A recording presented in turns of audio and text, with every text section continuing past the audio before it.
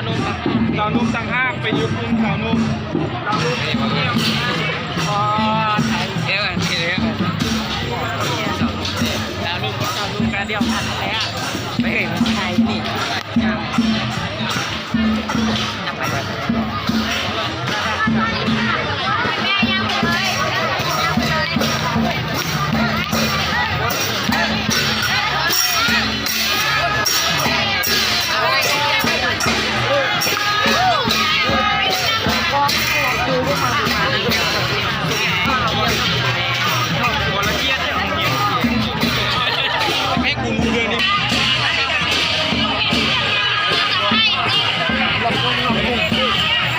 มีได้ยุ่งเลยไฟเลือดจับมีบูเลยโมเมนต์ไอทอดซอส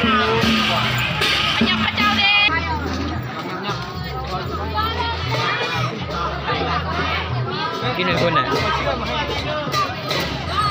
ไอซุป